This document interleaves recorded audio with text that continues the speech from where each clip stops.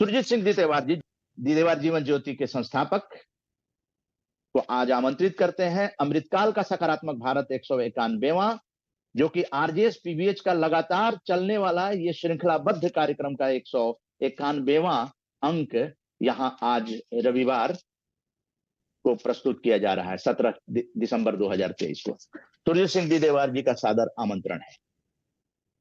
आनंद आनंद आनंद। आरजेशियन का सबका बहुत बहुत धन्यवाद और स्वागत है दीदेवार जीवन ज्योति की तरफ से।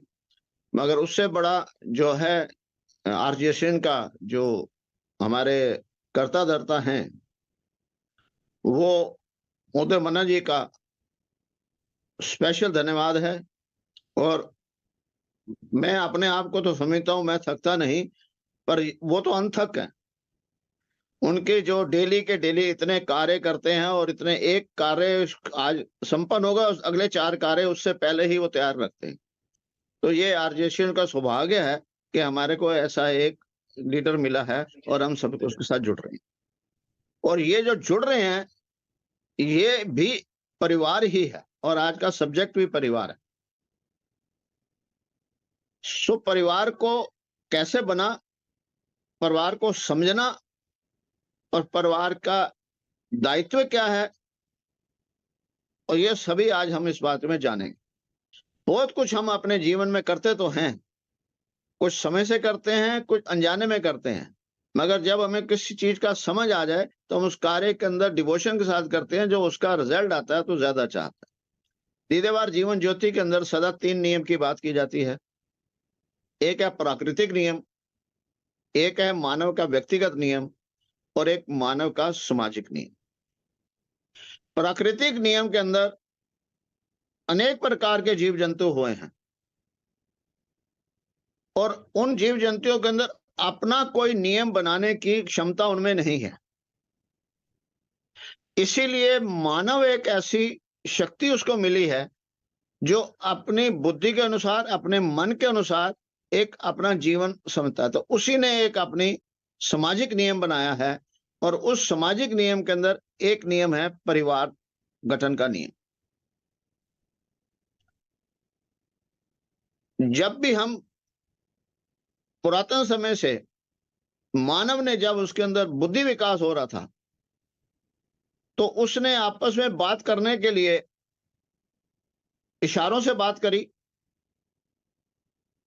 उसके इशारों से आमने सामने होना था।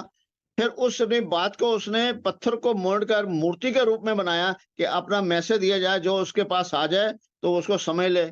फिर उसको आना पड़ा था, तीसरा स्टेप उसने लिया, चित्र के माध्यम से एक चित्र को लेके अपना मैसेज दूसरी जगह दिया जाए। मगर ये सब बहुत लिमिटेड था। फिर शब्द का आगमन हुआ और जितना भी मानव एक दूसरे से संपर्क करता रहा, जो एक संगठन एक जगह पे रह रहा था, दूसरा संगठन दूसरी जगह रह रहा था, उनका आपस में कभी तालमेल नहीं हुआ। और किसी एक को इस बात का भी ज्ञान नहीं था कि हमारे जैसे मानव कोई थोड़ा से दूर भी कोई रह रहे होंगे। मगर जो हम देख रहे थे, जो इसके साथ रह रहे थे, हम अनजाने के अंदर एक सहयोग रूप के अंदर परिवार के रूप में रह रहे थे। और हम देखेंगे कि पूरे विश्व के अंदर थोड़ी सी दूर जाते हैं तो हमारा शब्द बदल जाते हैं, हमारी भाषा बदल जाती है, हमारी भूषा बदल जाती है, हमारा भजन बदल जाता है, हमारा भोजन बदल जाता है। ये सब कुछ एक जगह से दूसरी जगह थोड़ा सा दूर जाता है, ये सब कुछ बदलाव आ जाता है। पर पूरे विश्व के अंदर पूरे मानव समाज ने एक ऐसा नियम जो स्वयं सभी के अंदर आया, वो नियम था एक परिवार का नियम, परिवार गठन करना। और ये पूरे विश्व के अंदर पूरे मानव जाति ने अपने समाज के लिए परिवार को ही सर्वोपरि किया है। हम किसी विदेश में चले जाएं या अपने किसी दूसरे प्रांत में चले जाएं तो हम देखेंगे हर जगह मानव ने अपने समाज के लिए एक परिवार का गठन किया हुआ है। और ये कितनी अचंभी बात है कि कोई मानव के उसके विचारों में इतनी भिन्नता होते हुए सभी प्रकार के मानव के अंदर कितना भी विचार का डिफरेंस क्यों ना हो, मगर ये विचार एक ही है कि परिवार का गठन का नियम एक ही। परिवार का अर्थ है कि परिक्रमा के अंदर, घर के अंदर एक परिवार गठन से सबसे पहला रहता है कि एक मुखिया बनाया जाता है। मुखिया कौन है? हमारा जो समाज था वो पुरुष प्रधान समाज था, इसलिए पुरुष को यह अधिकार दिया गया। और एक पुरुष और एक महिला को व्यक्तिगत रूप से उन दोनों की सहमति से, उन दोनों के आचरण से और एक नियम बनाया गया कि आप एक ऐसा व्यवहार करेंगे जो ओपन नहीं है। प्रकृति का नियम है जिसको हमने विवाह का नाम दिया कि एक विशेष व्यवहार की समाज ने आपको अनुमति दी है, और वो विवाह एक महिला और पुरुष के द्वारा एक उसी समाज के एक नियम के द्वारा किया जाता है, और वहां से वो परिवार का गठन आरंभ हो जाता है। यहां से परिवार की आरंभता होती है, और ये परिवार को गठन करने के लिए एक परिवार से एक महिला जो सबसे पहले, और दूसरे परिवार से एक पुरुष, उनके आपस में समन्वय होने से एक विवाह की रीति, उसको हम किसी तरीके से ले लें कि एक विशेष व्यवहार की अनुमति देने से जो प्रकृति के नियम को आगे ले जाने के लिए। तो ये समाज, पूरा मानव समाज एक सुचारू रूप से सहज चले, तो इसलिए तुम्हें अपने परिवार का जिम्मेवारी या गठन करते हुए इस सब का दायित्व तुम्हें सौंपा जाता है समाज की तरफ से। और बाद में ये समाज का जो नियम था वो एक सभी राष्ट्र के अंदर ये एक संविधान के रूप के अंदर भी बन गया, उसके भी कुछ नियम बनाए गए। मगर सर्वप्रथम जो इस परिवार का नियम था कि जब एक लड़की जो है एक परिवार से दूसरे परिवार में जाती थी तो एक नया परिवार, एक अर्थात एक नया सेपरेट इंस्टीट्यूशन खुलने वाला है, ये पीछे के ऊपर ये भावना थी। इसलिए उसे अपने इंस्टीट्यूशन खोलने के लिए कुछ जो लड़की के माता पिता थे उन्होंने कुछ कपड़े लत्ते और बर्तन दिए कि तुम जिस घर में जा रहे हो तो उस घर में तुम्हें सुविधा हो जाए।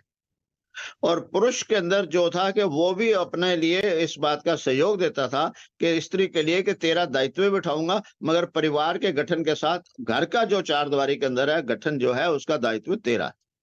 आस्ता आस्ता ये जो शुरू हुई थी ये परंपरा, आज वो उसके अंदर कभी भी जो परंपरा लंबी हो जाती है तो उसमें कुछ दुष्परिणाम होते हैं जो आज हमें देखने को मिलते हैं।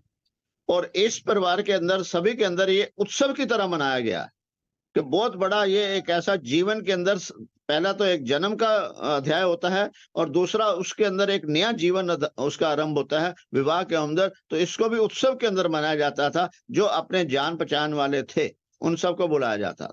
तो उसके अंदर वो सहयोग राशि के अंदर हमारी संस्कृति भारी के अंदर एक परंपरा थी, या तो कुछ गिफ्ट दिए जाते थे या आर्थिक रूप से कुछ कैश देके कि उस संपन्ना के अंदर वो सारे लोग उसमें सहयोग राशि देते थे, जिसको हमने शगुन का नाम दिया। और आपस में एक दूसरे को ये करने से सहायता के रूप के अंदर बहुत अच्छा हमने शब्द इस्तेमाल करा था, शगुन सहयोग राशि के अंदर अपनी अनुपस्थिति का या उपस्थिति का दोनों का प्रमाण दिया जाता था कि उस परिवार को सहयोग करना है। और परिवार के अंदर 3 तरीके के परिवार होते हैं। एक प्रकृति ने मुझे शरीर के रूप में परिवार बनाया है, एक परिवार व्यक्तिगत परिवार है मेरे स्वभाव के अनुसार मेरा परिवार, और एक परिवार समाज ने मुझे दिया जिस परिवार की हम बात कर रहे हैं। इस परिवार के बारे में तो हम करते हैं, मगर प्रकृति ने जो मुझे शरीर के रूप में परिवार दिया उसके बारे में हम ज्ञान नहीं, उस पर मैंने चर्चा नहीं करी। आज उस विषय में भी चर्चा करेंगे। और एक मेरा व्यक्तिगत स्वभाव रूपी परिवार है, उसको भी हम समझेंगे। तो मेरा जो है स्वभाव से हम शुरू करते हैं कि पिछला विषय स्वभाव से लिया गया था, तो मेरा स्वभाव कैसा है। एक परिवार के अंदर एक माता पिता होते हैं, पति पत्नी होते हैं, बहन भाई होते हैं। माता पिता के बाद बहन भाई बनते हैं, फिर उनमें से आपस में हम, लड़की दूसरे घर में जाके पत्नी बन जाती है और लड़का दूसरे घर की बेटी को लाके पति बन जाता है। पति पत्नी बनते हैं, उससे फिर हमारा एक नया रिलेशन डेवलप होके उससे एक हमारा बेटा बेटी होती है। और कितनी अद्भुत बात है इस परिवार के गठन के अंदर कि जो लड़के लड़की का विवाह का संपन्न सूत्र बांधा जाता है, उनका आपस में खून का रिश्ता नहीं होता है, मगर जो हमारे सिबलिंग बहन भाई होते हैं, माता पिता होते हैं, उनके साथ हमारा खून का रिश्ता होता है। इस संयोग के अंदर हम खून का रिश्ता नहीं होता है, मगर इसके मिलने से खून के इतने गहरे रिश्ते का जन्म हो जाता है कि उससे पहले के खून के रिश्ते जो है मध्यम बन जाते हैं, और उनसे जो आते हैं वो खून के रिश्ते गहरे होकर हमारा संपर्क दायित्व उनके साथ जुड़ता जाता है। सर्वप्रथम प्रकृति ने जो मुझे मेरे शरीर के रूप में परिवार दिया है, वो दिया है मेरे आंखों के रूप के अंदर, मेरे नासिका के रूप के अंदर, मेरे कानों के रूप के अंदर, मेरे मुख के दूर के अंदर, मेरे हाथों के रूप के अंदर, मेरी टांगों के रूप के अंदर।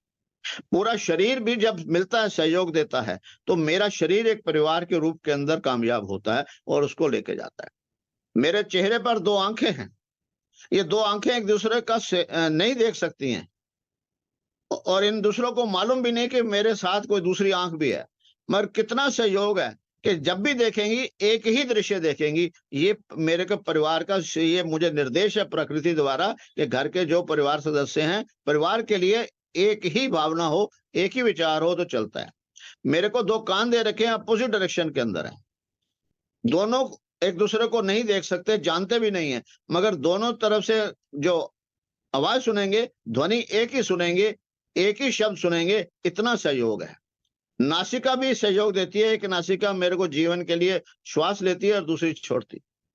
हाथ अगर है, मेरे दोनों हाथ काम करते हैं और एक हाथ अगर किसी वजह से उसे कष्ट हो गया, उसके अंदर कहीं कुछ हुआ या कट गया, तो दूसरे हाथ ने कभी नहीं कहा कि मैं काम नहीं करूंगा। दूसरा हाथ जो पहले वाला हाथ के जो कमी है, वो अगर उसके अंदर किसी प्रकार से कोई बीमारी लग गई है या कुछ और कारण बन गया, उसका कार्य भी खुद करता है, सहयोग देता है। तो ये परिवार था कि एक हाथ को अगर किसी प्रकार से कष्ट हुआ है, दूसरा हाथ अपनी क्षमता को बढ़ाते हुए उसका भी कार्य करता है। ऐसा भी पाम भी ऐसा करता है। तो मेरा ये शरीर जैसे रूपी परिवार है, जैसे एक दूसरे को सहयोग देता है।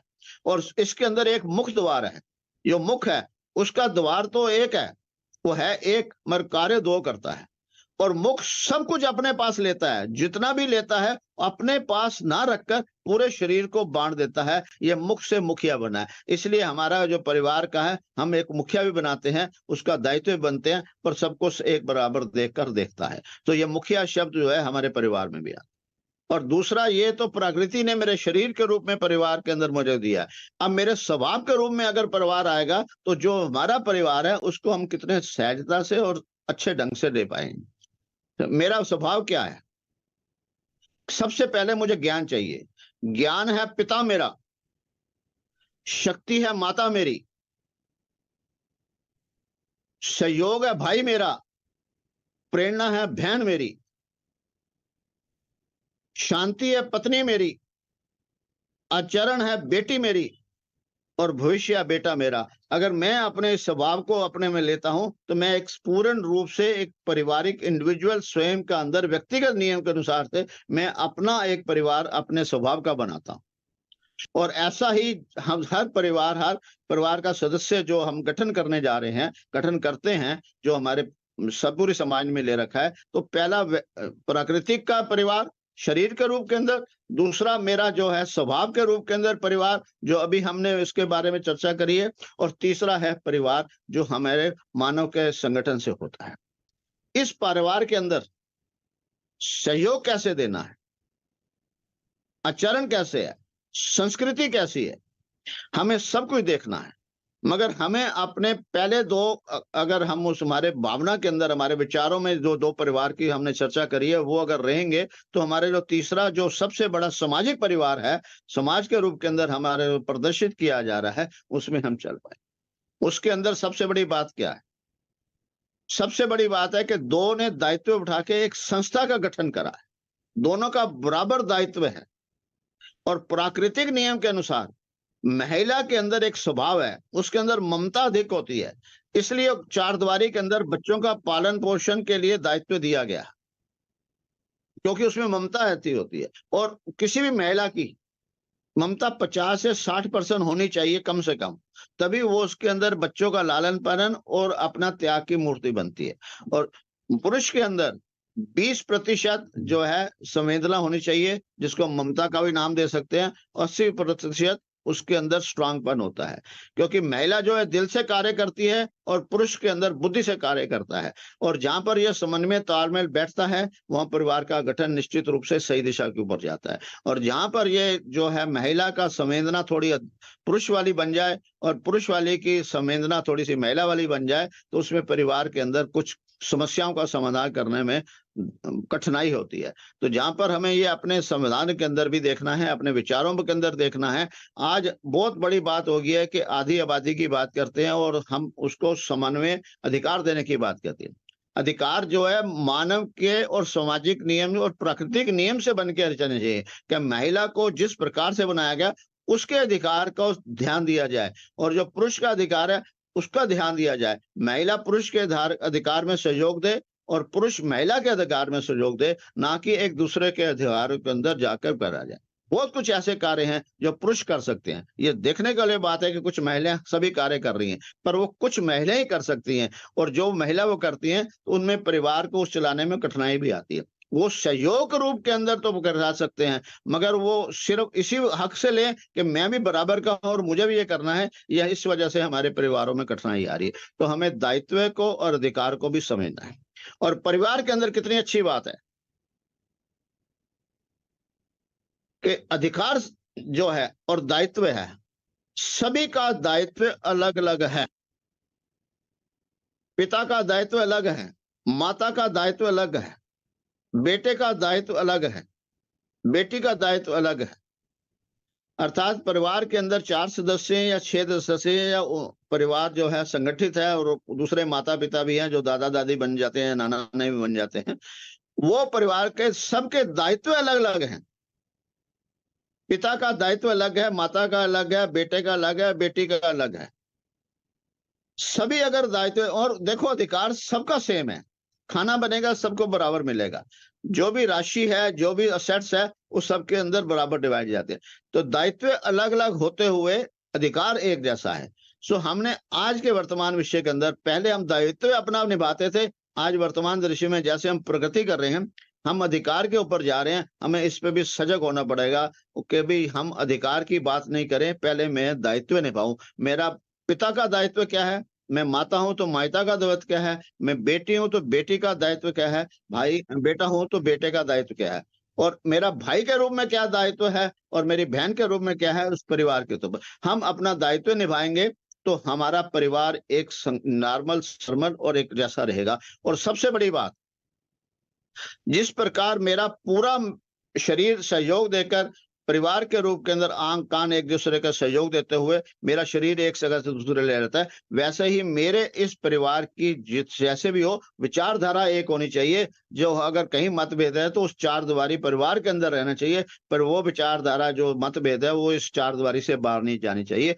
अर्थात हमारा जो विचार है इस परिवार के बाद जाने के बाद एक जैसा ही हो, हम एकजुटता में दिखाई दें। विचारों में भिन्नता हो सकती है, वो आपस के अंदर विचार विमर्श से हो सकती है, उसको दूर किया जा सकता है। तो जिस जिसका जो दायित्व है, माता पिता का दायित्व है माता पिता के द्वारा निभाते हैं, बहन भाई का देते हैं। और सबसे बड़ी बात, प्रगति जो है मानव का एक सबसे बड़ा उद्देश्य है। बदलाव उद्देश्य है, बदलाव से ही प्रगति होती है, मगर हर बदलाव प्रगति हो ऐसा भी नहीं होता। सो हमें इसके ऊपर भी सजग लेना है।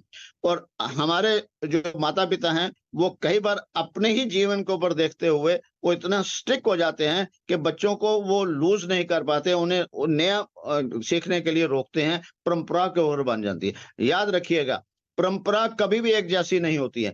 परंपरा से हम गाइडलाइंस ले सकते हैं, सहयोग ले सकते हैं, प्रेरणा ले सकते हैं, और परंपरा समय के हिसाब से बदलनी भी आवश्यक है। अगर वैसी की वैसी परंपरा हम उठा लेंगे तो हमारा नहीं हो सकता। जैसे एक बेटा जो है अपने पिता को पिता कहता है, हर बाप अपने बेटे को बेटा कहता है, और बेटे के बेटे का वो अपने बेटे का पिता है। मगर कई बार परंपरा के अंदर अब दादा भी बेटा पोते का पिता बनना जाता है। जिस प्रकार कोई भी बेटा अपने दादा को, जिसको उसके पिता ने पिता बोला था, उसको पिता नहीं कहता, उसे दादा कहते हैं, क्योंकि परंपरा और अपना लिंक और अपना जो डायरेक्ट विचार है और जो रिलेशन है उसके हिसाब से बदलाव होता है। तो हमें अपनी परंपराओं के अंदर भी सजगता होनी चाहिए। और आज के विषय के अंदर हम ये देख रहे हैं कि हमारी जो संस्कृति के अंदर हम इतने गुण अपने उसके अधिकार मानते हैं, और संस्कृति में कितना कब कैसे बदलाव की आवश्यकता है वो हम नहीं कर पाते। इसलिए आज हमारे परिवारों में कठिनाई हो रही है,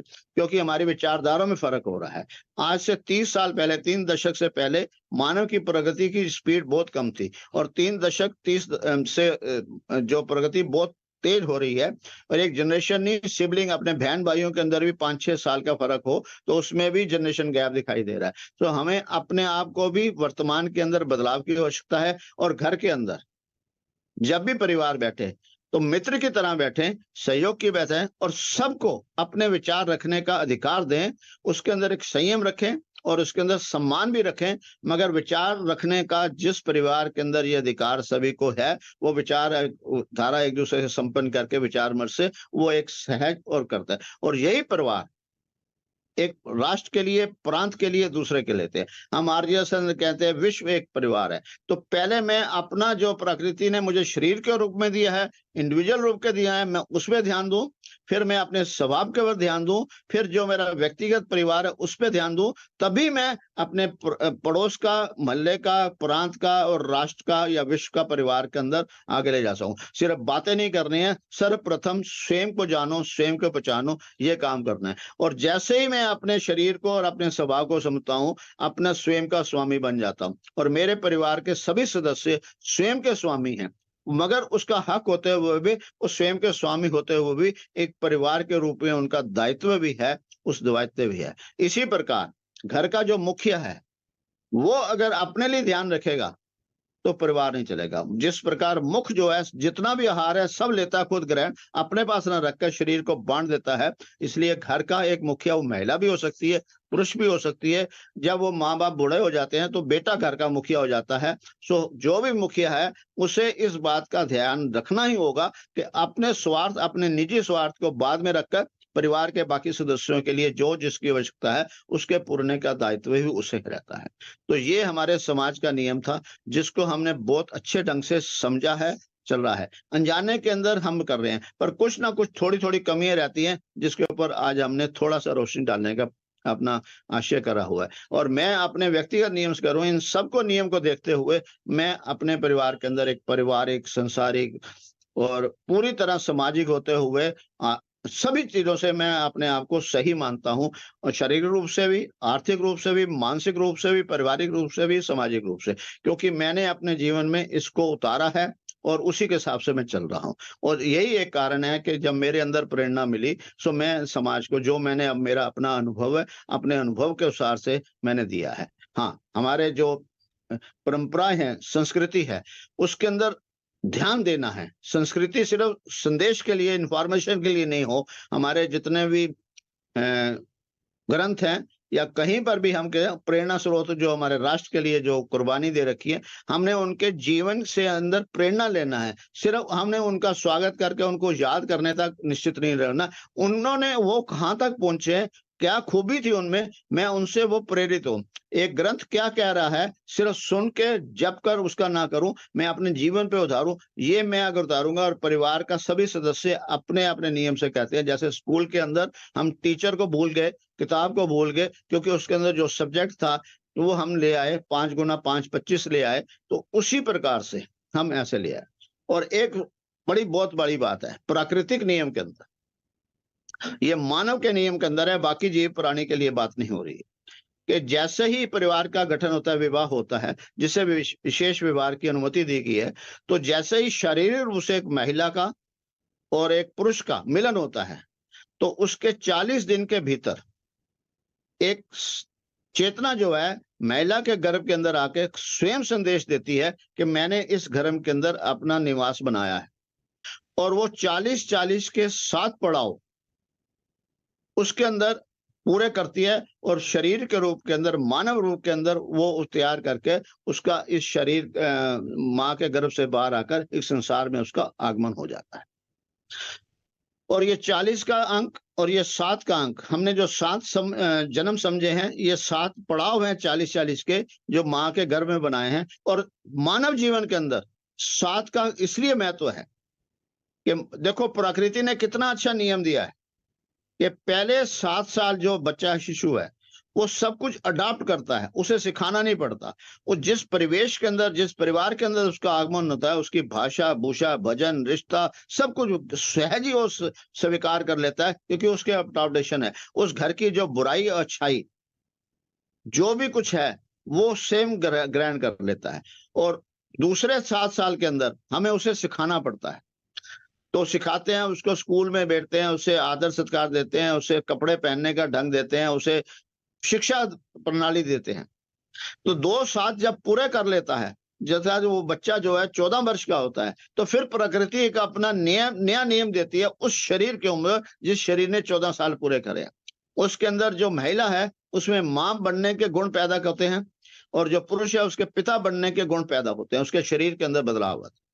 और पुरातन समय में इसी समय हमने विवाह कर लिया, ये गलत हुआ था, क्योंकि मानसिक रूप से और बाकी सामाजिक के दायित्व को मानसिक रूप से इतना तैयार नहीं होता। तो तीसरा 7 साल 21 साल के अंदर वो जो है शारीरिक रूप से, मानसिक रूप से और सामाजिक रूप से पूर्ण रूप से वो शिशु जो है 21 वर्ष के अंदर तैयार होता है। तो आज का परिवेश के अंदर हमने ये विवाह परंपरा 21 साल की रखी है, और किसी का व्यक्तिगत है 21 साल के बाद 28 में करे, चौथे में करे या 35 वाले में करें, ये उसका व्यक्तिगत नियम होता है। मगर एक सामाजिक नियम और प्राकृतिक के नियम के अंदर 21 साल जब उसके वर्ष पूरे हो जाते हैं, तो वो इस दायित्व को परिवार गठन में दायित्व कर लेता है, समझ लेता है। और चौथे साल के अंदर, चौथे साल 28 साल के अंदर परिवार जब उसके अंदर उसके भी बच्चे हो जाते हैं, तो उसका दायित्व उठाने में वो रहता है। तो हमें इसका भी साथ का महत्व देखना है, और जो प्रकृति का नियम है उसको भी फॉलो करना है। प्रकृति के विरुद्ध अगर कभी कोई मानव गया है तो उसका व्यक्तिगत रूप तो हो सकता है, सामाजिक रूप नहीं है।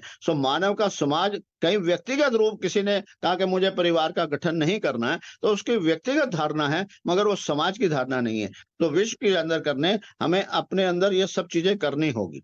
अगर हम इस प्रकृति का नियम को, व्यक्तिगत नियम को देखेंगे, तो सामाजिक नियम, जो पारिवारिक नियम है, हमारी एकजुटता और एक सहजता से रहकर हम परिवार जो है, मेरा स्वयं का परिवार समाज के लिए दायित्व निभाए, उसके लिए उसका दायित्व ना बने, तो मैं सेट्स बनूं, लाइबिलिटी ना बनूं अपने परिवार के लिए, और मेरा परिवार भी समाज के लिए सेट्स बने, लाइबिलिटी ना बने। ऐसा करते हुए अगर हम सभी करेंगे, तो ये समाज जो है हमारा, जो आरजीएस का जो एक परम है कि भी पूरा विश्व एक परिवार है, हम उसके ऊपर प्रेरित करके जो भी इतिहास रच रहे हैं, इसमें भी हम इतिहास रचेंगे, यकीनन रूप से रखेंगे। इसके साथ ही आनंद आनंद आनंद।